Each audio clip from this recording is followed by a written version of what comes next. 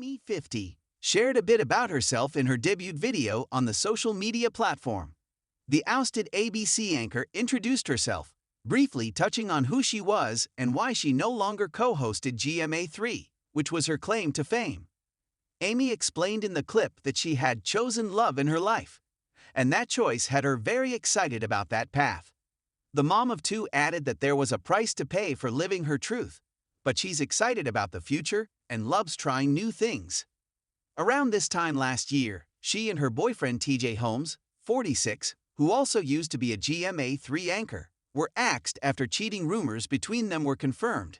Their relationship violated ABC's work policies. Now Amy is a TikTok user and co-hosts the iHeartMedia podcast Amy and TJ with her beau TJ.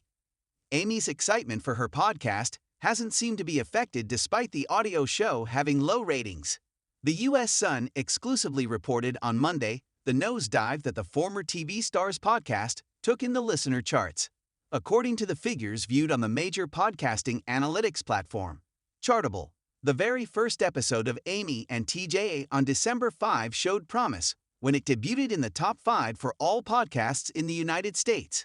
One familiar source in the podcasting industry noted, there was a ton of interest in what they were going to say about their affair and being cut from ABC in the aftermath. But I'm not sure anyone expected that interest to continue much beyond that. Just a month later, on January 6, it became crystal clear that interest had greatly waned as the show plummeted the U.S. charts, falling to the 243rd spot. After that candid episode about their alcohol consumption, the podcast clawed its way to the 136th spot in the charts. Ratings rankings from Apple and Spotify showed similar statistics to Chartable. The couple's listener-grabbing alcohol admissions came during the show's January 11 episode. The pair talked about how they were coping 2 weeks into dry January. About halfway through the couple talked about how much alcohol consumed in a week would be considered heavy drinking. Amy confessed she was drinking 15 to 20 drinks a week, averaging 2 to 3 drinks a day.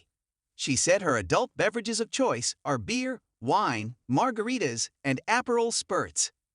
TJ, 46, told her that 8 or more drinks per week for women is considered heavy drinking, so she certainly falls into the category. T's admission, however, was far more shocking. I personally can go through 18 drinks a day, TJ confessed to Amy. Amy asked him to explain how he manages to consume that many in a day.